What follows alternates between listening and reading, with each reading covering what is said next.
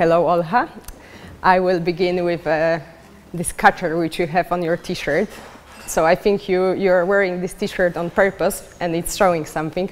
So could you tell us more about your t-shirt? I wear it by purpose to show what I'm studying and why. Because it's a fortified city in Ivano-Frankivsk, and you have such city also fortified in Poland. It's in Zamość. And as you can see here, why it's fortified, it has those bastions, called bastions, it's fortifications, around the city and also around the palace. And when I was young, like you, I was walking around those streets, around those corners, and I was thinking about what was the purpose of those mighty walls. Why they are so big? What are they doing here, like in the middle of the street? And when I came to school and the question was raised, who do you want to be? And I like, okay, I want to be a protector of those walls. I want to give them a purpose, a new life. And here I am.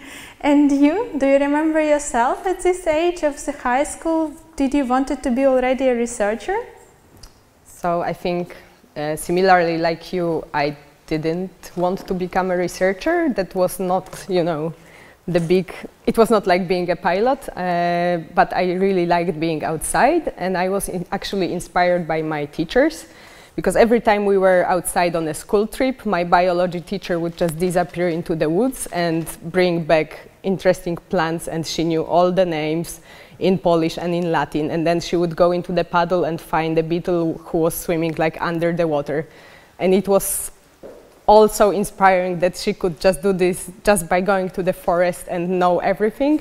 So I just wanted to follow this interest as well. And then I never knew that just being interested in something would lead me to first studying biology and then studying microbiology in the Arctic and then studying COVID vaccines. So I just followed my interest, and this path led me to fascinating things and to becoming a researcher as a natural consequence. But I never thought, okay, I will become a researcher as a kid. I probably didn't even know that researchers existed. I don't remember. But you said that you wanted to be a protector of the walls, and how did it go? Did you succeed? Are you like able to help these walls by your research? Is it somehow connected now, your career, to being a protector? I think yes. At least I hope I succeed. At least I am on the path of doing it, because I made the regulations how to protect the city walls of Ivano-Frankivsk. I wrote articles to make it valuable, to show their value and their existence on international level. And even a year ago, I joined the efforts organization that it's protectors of walls around Europe, and we thought about that currently is the hard situation in Ukraine when we need to protect those mighty walls, because those mighty walls protects people. And my idea was to create a twinning program. It's a program when European city with fortifications take care of a Ukrainian city with fortifications. And even last year I won an award for those actions, because it really helps between cities, and those cities are working together to make those fortifications valuable, visible to all different countries. And because when those fortifications become not necessary for war in 18th century, they were teared apart for materials to build the houses around, like those houses that were a bit far away from the city. So I think the value of those fortifications, it's not only a cultural value, it's a value that can bring better economy to the city, because tourists come to see those walls because they are beautiful. Don't you think so?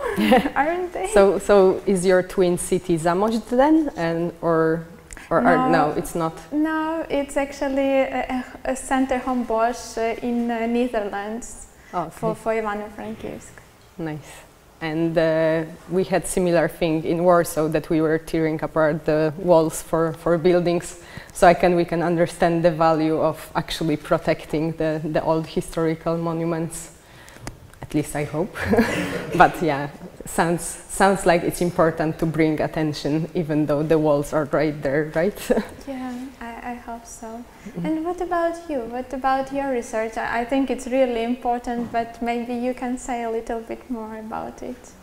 So I am, I guess, lucky now to study hot topic, or maybe not so hot anymore, of COVID vaccines. And you might think that after 3 years of pandemic, we know everything about COVID vaccines now, and we are a bit bored with the topic.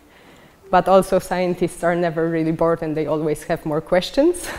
So we are now trying to understand the vaccines on the really, really detailed level, and we want to understand what every cell in the body is doing. But we can't really do this on humans, so that's why Bogna mentioned that I work on mice. We use mice as a model for humans. And then we are just trying to see into every single cell, what is it doing in the body? Because when we understand that maybe we can improve how the vaccines work. They work really great, but maybe they could work even better. Probably some of you had some side effects from the vaccine, so that's one of the things which we want to avoid in the future, and which hopefully more research will solve. So yeah, I'm lucky enough to have to study the topic which is big, but I don't know if my little research will do any change and any impact into the world. So yeah, I think you don't always know if your research will bring impact, but I think you just follow your interests and hope that they will do something. I don't know. I think it's still a hot topic. I took another last vaccine that was available, so we still have this possibility to be infected. So I think it's better to be protected and to be in front of it, right? Yeah, definitely, I agree. Yeah. And if you would be able to go back to in time and to come and to talk to yourself and ask and to say yourself, what do you want, what should you do to be a better researcher in the future and to have a better impact, what would you say? I think I would be surprised that somebody is talking to me, oh, you want to be a better researcher, because I didn't even know that. But yeah, as we already maybe talked a bit, that it's important, and also guys before us mentioned that just follow your interests, because they might lead you to interesting paths. And that I would tell to myself to follow maybe more paths than one in the beginning, because you can engage into scientific clubs, you can maybe take some trips abroad, which Monica mentioned that she's doing now a lot, and I think that's a game changer. I did some internships abroad, and I think for me it was eye-opening to go somewhere alone to a foreign country, and I had to deal with it and get networking and get different points of view. So I think engaging in a lot of activities, and especially abroad, makes a huge difference. How about you? What would you tell your younger self? I totally agree with you. It's also the same. I think traveling is very important for us, because when I started to travel, I started to meet new people, new ideas, new possibilities, new methods. Each country is different, each person is different, and this exchange of knowledge, it's something that makes you different. It makes you better. And what I just would add is believe in yourself. Ask questions, don't afraid to ask questions, and even if you can't find the answer now, you will find it later.